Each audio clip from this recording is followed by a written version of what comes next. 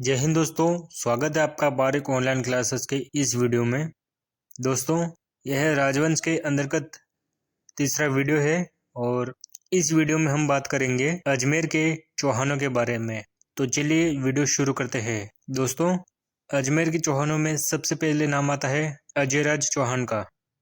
इनकी पिताजी का नाम पृथ्वीराज प्रथम था एवं इनका कार्यकाल था 1105 से 1130 तक।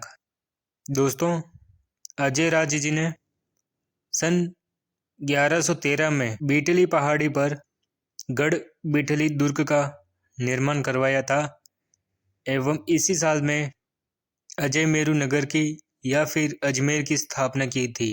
अजयराज जी ने चौहानों की राजधानी अजमेर को बनाया था। इसके अलावा अजयराज जी ने अपने राज्य में सिक्के चलवाई एवं सिक्कों के लिए टकसाल की स्थापना की थी। दोस्तों, अजयराज जी ने दो प्रकार के सिक्के चलवाए थे, तांबा एवं चांदी। तांबे के सिक्के पे लिखवाया अजय देव एवं चांदी के सिक्के पे नाम लिखवाया था श्री अजय प्रिय धर्मस। और कालांतर में अजयराज जी ने अपने प्रिय पत्नी सोमलेखा का नाम भी इन सिक्कों पर लिखवाया था। दोस्तों, अजयराज जी ने मालवा के नरवर्मा एवं तुर्कों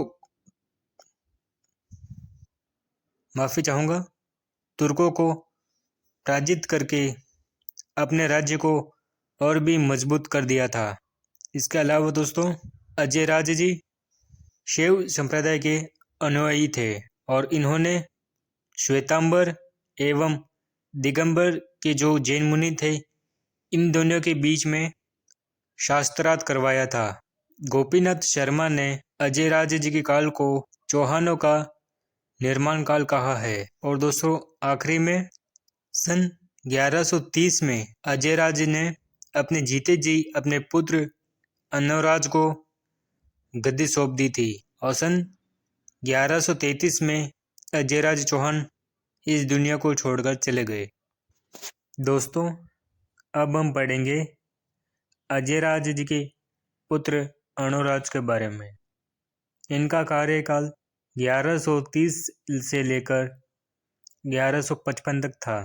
दोस्तों, अजयराज जी ने अनुराज को 1130 में ही राजा घोषित कर दिया था, मगर अनुराज जी ने अपना राज तिलक सन 1133 में करवाया था।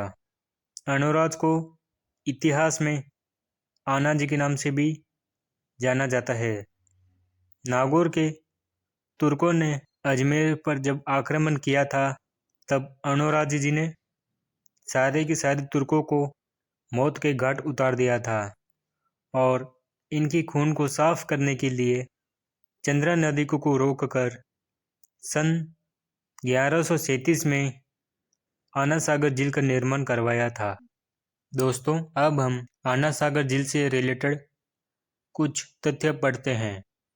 मुगल बादशाह जहांगीर ने इस झील के निकट शाही बाग या फिर दौलत बाग का निर्माण करवाया था और इसी बाग में बैठकर अस्मत बेगम ने भारत में पहली बार गुलाब एवं खसगास से इत्र का निर्माण किया था। इसके बाद में इसी झील के निकट शाहजहां ने पाराह दरी का निर्माण करवाया था। दोस्तों, इस बाग को वर्तमान समय में सुभाष उद्यान भी कहते हैं। दोस्तों, अनुराज जी ने पुष्कर में वराह भगवान का मंदिर बनवाया था और इसमें जो मूर्तियां थी वह मुगल बादशाह जहांगीर ने पानी में फिकवा दी थी। कालांतर में महाराणा प्रताप सिंह के भाई सागर सिंह ने इस मंदिर का पूर्ण निर्माण करवाया था और वर्तमान का जो रूप है वह रूप सवाई जय सिंह के द्वारा दिया गया है। दोस्तों, अनुराज जी के दरबार में दो विद्वान भी थे, देवबोध एवं धर्मकोश। और दोस्तों, अनुराज ने मालवा के नरवर्मा से भी युद्ध किया था और इन्हें पराजित कर दिया था। दोस्तों, अब हम पढ़ेंगे चालुक्य एवं चौहान के बीच का संघर्ष के बारे में। जब अजमेर के राजा अर्नोराज थे, उस समय गुजरात के अहिलवाड़ा के राजा थे जय सिंह। इन्होंने अजमेर पर आक्रमण कर दिया था और इस युद्ध में जय सिंह की हार हो गई थी। फिर जय सिंह ने समझौते के तहत अपनी पुत्री कंचन देवी की शादी अर्नोराज से कर दी थी और कालांतर में अपनी दूसरी बेटी देवल देवी की शादी भी अर्नोराज से कर दी थी।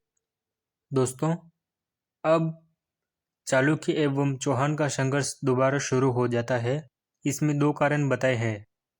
पहला कारण, अर्नोराज और देवल चौपड़ खेल खेल रहे थे, तब इन दोनों ने ही एक दूसरे की कुल की निंदा कर दी थी। और दोस्तों, दूसरा कारण था, अर्नोराज ने कुमारपाल के जो संबंध थे इन सब के बीच में फूट डालने की कोशिश की थी। दोस्तों, अब होता है गुजरात के कुमारपाल का पहला आक्रमण सन 1146 में। आबू के निकट कुमारपाल की सेना एवं चौहान की सेना के बीच में बहुत ही भयंकर युद्ध होता है और इस युद्ध में जीत होती है कुमारपाल की। कुमारपाल ने दोबारा आक्रमण किया अजमेर पर और इस युद्ध में भी कुमारपाल की जीत हो गई थी। तब अर्नोराज ने समझौते के तहत अपनी पुत्री जलना की शादी कुमारपाल से कर दी थी। दोस्तों, अर्नोराज जब गुजरात से 2 युद्ध हार गया था, तब यह बहुत ही दुखी रहने लग गया था और एकांत में ही अपना जीवन निकालने लग गया था। दोस्तों, अर्नोराज की 2 पत्नियां थी, सुधवा एवं कंचनदे। कंचनदे के पुत्र थे सोमेश्वर और सुधवा के 3 पुत्र थे दोस्तों, जगदेव, बिसलदेव एवं देवदत्त। देवदत्त की मृत्यु इनकी बचपन में ही हो गई थी और उस समय चित्तौड़ के सेनानायक ने जगदेव को इनकी पिताजी अर्नोराज के खिलाफ भड़का दिया था और जगदेव ने सज्जन की बात में आकर के अपने पिताजी अर्नोराज की हत्या कर दी थी सन 1155 में। और जगदेव को चौहान वंश का पितृहंता भी कहते हैं। सो फ्रेंड्स, आज की इस वीडियो में हमने 2 राजाओं के बारे में शॉर्ट नोट्स पढ़ी है। तो आज की वीडियो में इतना ही। हम मिलेंगे इसके नेक्स्ट वीडियो में। तब तक लिए मस्त रहे, खुश रहे। जय हिंद, जय भारत।